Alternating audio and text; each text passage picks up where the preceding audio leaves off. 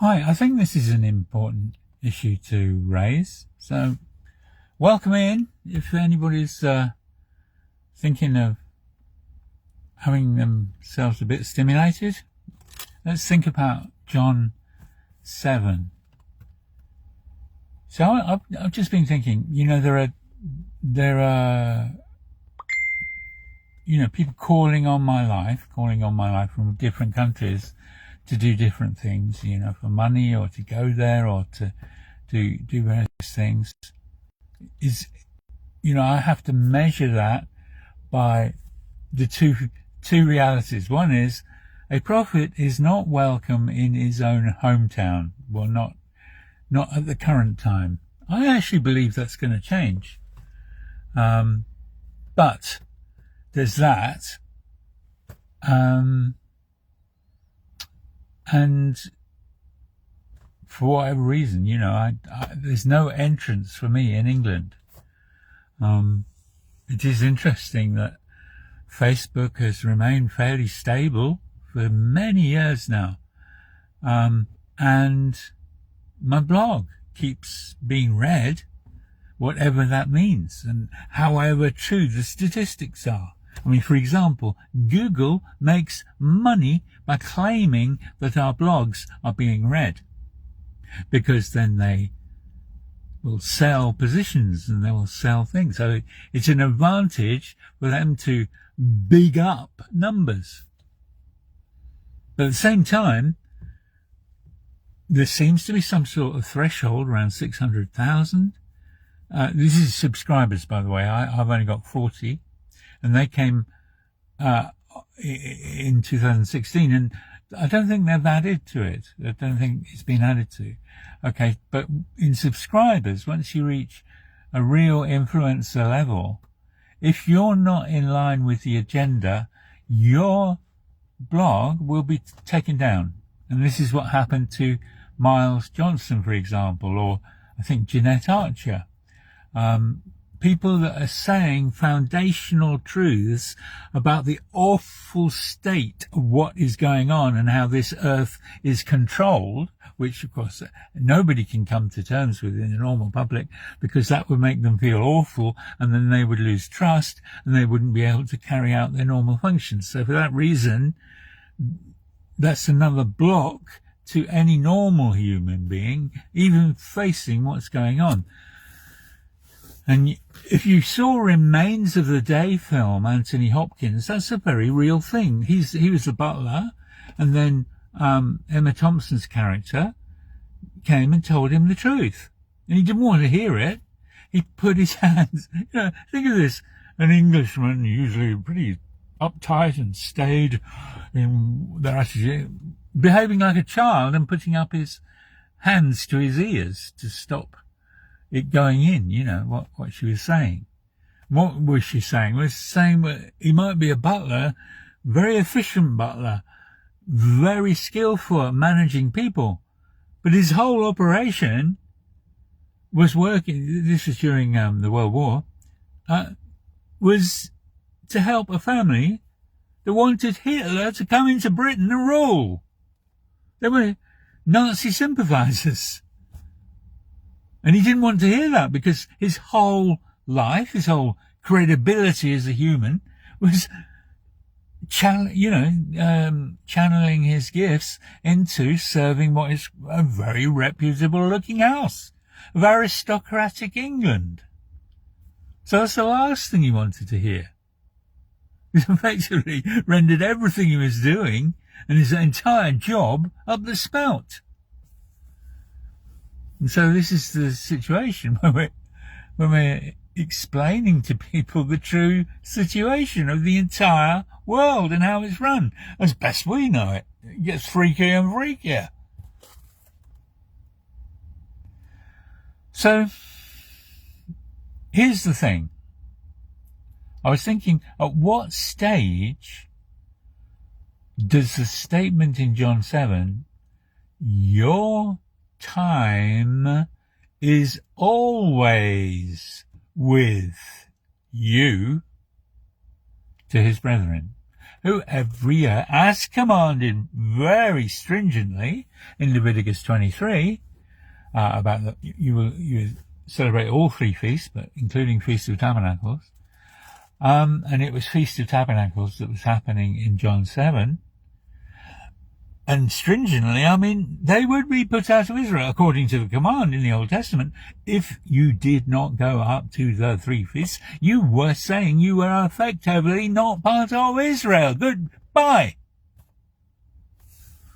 Okay? So it's a big thing. And Jesus made as if he wasn't going up to the feast. That was a big statement in Israel and in his family. So, as it happened, the Holy Spirit took him up later. He went up, as it were, it says, in secret. So at what stage do you think we arrive at where we,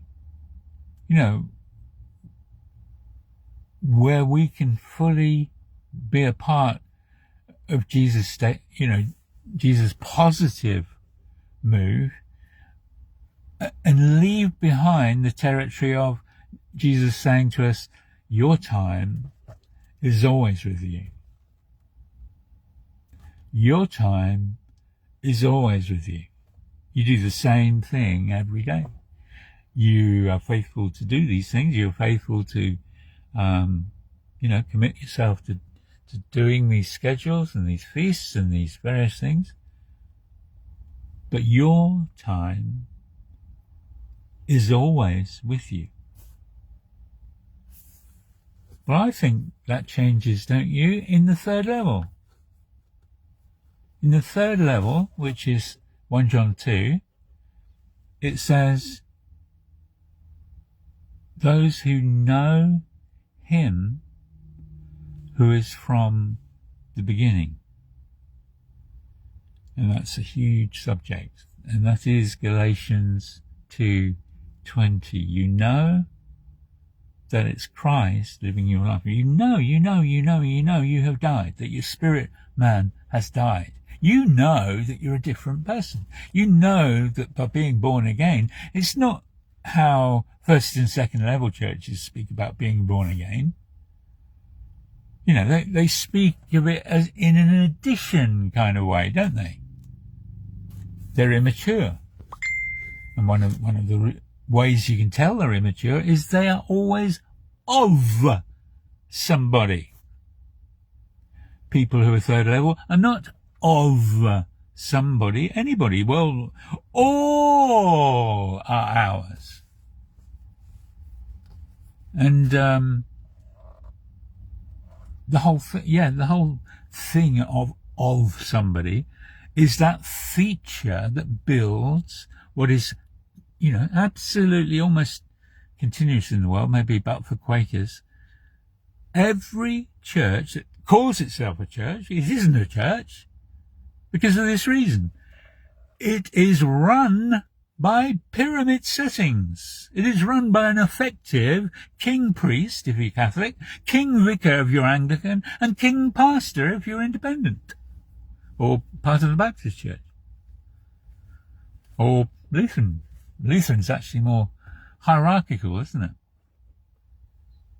But that's what builds it. That's what holds the infrastructure together. People are not yet mature. They haven't made the leap. They're still of somebody. And if they're of somebody also in their life, their time is always with them. They do their sequence. They do their Sunday service. They do their 2-hour Sunday service. Their time is always with them. They own or have control over their time. They haven't yielded, what Heidi Baker said, yielded the reins up to God. That's why we don't have big revival. We have, there's an amazing lot of revival going on, but big revival, no. The control is still with us. Our time is always with us Because we make sure it is. We make darn sure it is. And I'm the ruler of my house. Thank you very much. What do I want God for? My time is always with me. So, I'm not claiming to be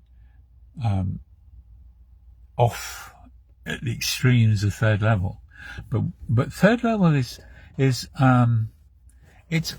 a construction. Yeah, I keep scratching down here, some mozzie or something. There's a way of building which was shown to us, and I was saying about this the other day with Song of Solomon. Solomon and his temple, and the way each stone was hewn out miles away in separate quarries, and then brought together suddenly in one day, slipping everything side by side, without a hammer, without any sound being heard.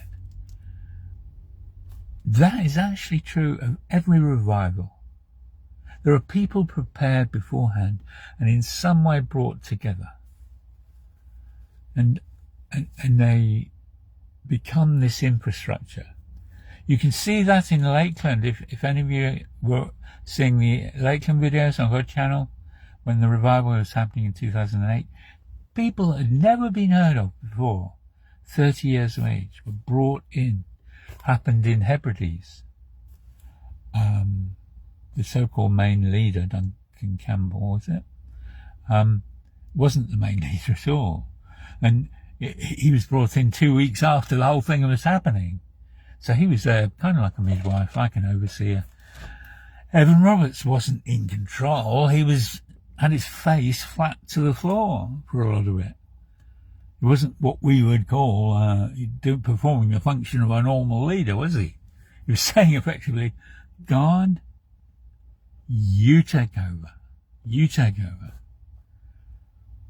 And so part of the third level is this kind of bringing together of many component parts of what third level is. Supernatural. Days and systems and infrastructures totally regulated by Jesus Christ direct, because we are now used to not only the fountain gate but the water gate. That's gates 6 and 7 in Jerusalem gates in Nehemiah. If we're used to the water gate, we'll be used to flow. We saw flow experimented with amongst jazz musicians and riffing off each other, but they always had the same structure. So it does have drawbacks. It always is the same harmonic loops. Third level, there is no human structure. It is run directly through Jesus Christ himself living our lives. Each individual, but now, because it's the same Jesus, we're living it together as the real ecclesia, and we say, no, our time is not always with us. We are now in a time flow, and that was the link in my brain, was that many people are starting to talk about the time link. So it's not only a visual link, whereby we're seeing God and what he's doing right now, but funny things are happening with time, and the amount we can cram into time that we couldn't do in our roles as caterpillars as we come into this world in the natural, going from branch to branch, munching away. Everything's the same. Another branch, another munch. But they are transformed in the pupae stage to become butterflies. And in butterflies, you have great freedom, 3-dimensional for a start. Caterpillars are only going around in 2 dimensions, aren't they? So there's something about the third level that is highly volatile. But it's not out of control because we have been learning the water gate. ever since we were baptized in the Spirit. That was the function of 1 Corinthians 12 meetings, so that we could learn ongoing, continuous Watergate. We could train our senses in righteousness. It wasn't, as everybody presupposes, that it's just mayhem and sticking up your hands and clapping and it's mindless. What's the point of tongues? To give over the very speaking into being tool of our tongue, the speaking into material being tool known as our tongue, to the Spirit. We don't know what we're saying, or we might have some percolating knowledge of what we're saying coming into our minds by the Holy Spirit, but generally we don't know what we're saying, do we? And it's not mindless stuff. It's that God can't trust our brain not to corrupt the language of our mouths by restricting his without limits nature. That's what tongues is about. But our time is always with us. We do things our way. Go to any church on the earth at the moment. It is run by one person who, to the best, will pray about what he's doing, will pray about the strings he's going to pull in that service. But it's not Melchizedek, is it? We do more and more Melchizedek content as we gain more faith, more determination to follow Jesus more exactly and follow the Holy Spirit. We give over more of our meetings in a Melchizedek kind of way. What Melchizedek just simply means, run from off creation and off time. That's what Melchizedek is. And Jesus is the great high priest of the order of Melchizedek. So, thinking about even Reinhard Bonnke, it's okay, but he was only doing two stages of growth, albeit in one day. That was a big change for Reinhard Bonnke. But at the end of the day, he's only produced after his own kind solo-run entities throughout all of Africa with their attending problems. With two pastors, I don't know, they both used guns, who killed their wives because they were getting more respect in the pyramid they were building. So they killed them.